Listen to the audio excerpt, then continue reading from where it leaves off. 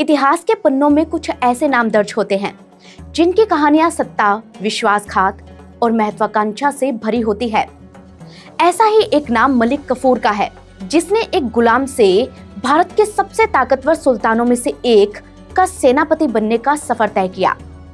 उसकी कहानी सिर्फ तलवारों की खनक और युद्धों की नहीं, बल्कि चालाकी, राजनीति और साजिशों से भरी हुई है।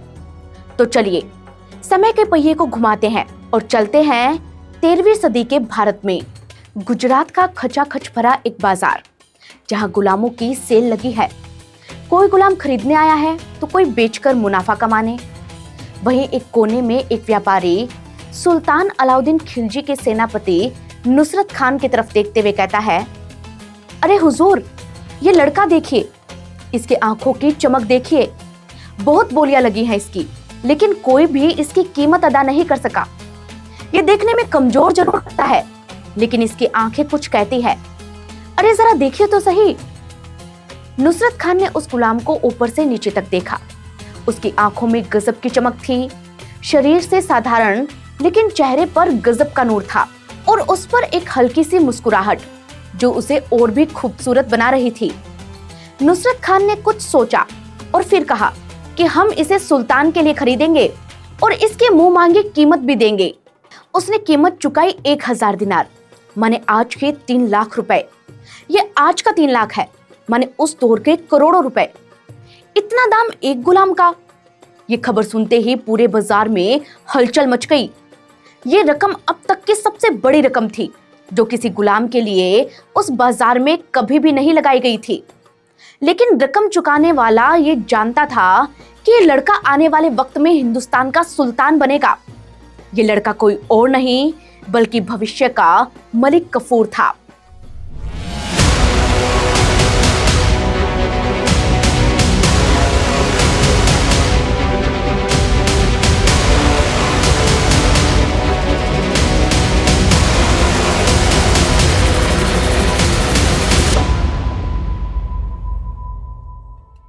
गुजरात में जन्मा एक हिंदू लड़का जिसे दिल्ली सल्तनत के सेनापतियों ने अलाउद्दीन खिलजी को गिफ्ट किया, मलिक कफूर।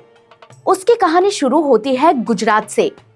यहाँ का खंबात, जो आज आणंद जिले में आता है, वहां पर बाजार लगा था। जहाजों से व्यापारी उतर रहे थे। मसालों और रेशम की थैलियों की बोली लग रही थी और गुलामों की मंडी में सौदेबाजी हो रही थी। इन्हीं मंडियों में एक युवा गुलाम खड़ा था। इतिहासकार अब्दुल मलिक इसामी ने उसे एक मुसलमान बताया है। कहा जाता है कि उसकी खूबसूरती और गुणों के कारण उसे 1000 दिनारों में खरीदा गया था। इब्न बतूता उसे अल अल्फी कहकर बुलाते हैं, जो शायद उसके प्राइस की वजह से ही कहा गया। कुछ इतिहासकार ये भी कहते हैं कि 1299 में उसे खंबात के राजा ने 1000 सोने के दिनार में खरीदा था, जिस वजह से उसे 1000 दिनारी कहा गया। खैर, किन्नर होने के नाते उसमें शक्ति और खूबसूरती दोनों थी। मलिक कफूर को सुल्तान अलाउद्दीन खिलजी के सामने पेश किया गया तो बहुत ही कम वक्त में वो खिलजी का फेवरेट बन गया। खिलजी ना सिर्फ उस पर भरोसा करता था, बल्कि वो खिलजी का आर्मी कमांडर भी बन गया। 1306 में कफूर ने बारबेक की उपाधि प्राप्त की, जो कि सेना में एक बहुत बड़ा पद होता था। कहते हैं कि तब मंगोलों ने खिलजी पर अटैक किया और उस वक्त मलिक कफूर ने अलाउद्दीन खिलजी की आर्मी को लीड किया और मंगोलों को हरा दिया। लेकिन ये तो शुरुआत थी। 1308 में कफूर ने यादुओं को, फिर काकतियों को, फिर होयाल एम्पायर को और उसके बाद पांड्या एम्पायर को हराया और इतना खजाना लूटा कि दिल्ली की तिजोरियां भर गई। हर युद्ध के बाद हाथियों के झुंड, घोड़ों की लंबी कतारें और बेशुमार धन संपत्ति दिल्ली लाई गईं। जिसके बाद खिलजी ने उससे कहा, तुमने जिस तरह देवगिरी और वारंगल पर विजय पाई वो काबिले तारीफ है। तुम सिर्फ एक सेनापति नहीं बल्कि मेरे सबसे भरोसेमंद आदमी हो। कफूर ने एक के बाद एक साउथ इंडिया के कई एम्पायर जीते, जिसके बाद वो अलाउद्दीन खिलजी का फेवरेट बन गया। अलाउद्दीन उस पर बहुत भरोसा भी करता था, क्योंकि उन दिनों सुल्तानों को अपने परिवार, यहाँ तक कि अपनी वाइफ पर भी ट्रस्ट नहीं था।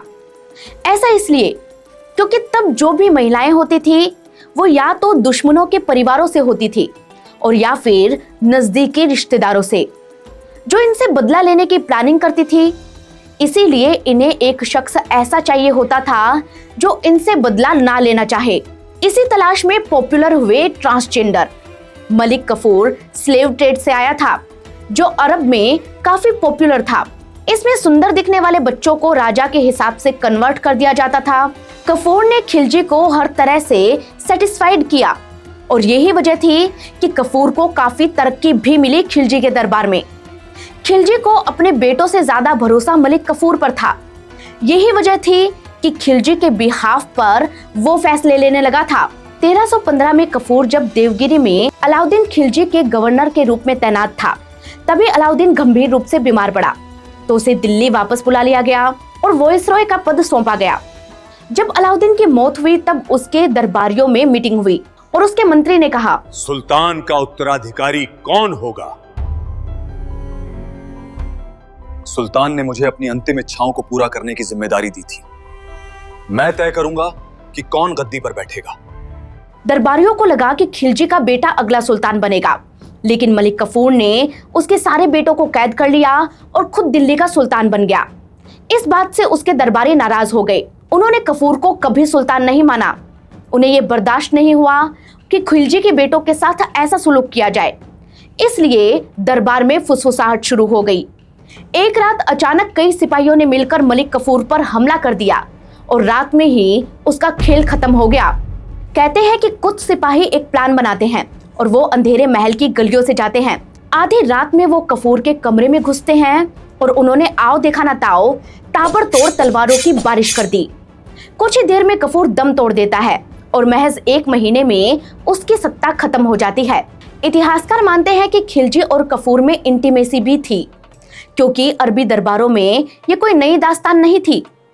वहीं राजाओं के पास हर बार हरम तो होता नहीं था, ऐसे में ये किन्नर उनके काम आते थे।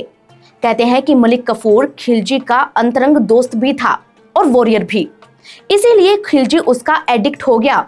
गुलाम से सेनापति बने मलिक कफूर की कहानी सत्ता, महत्वाकांक्षा, विश्वासघात की एक मिसाल है।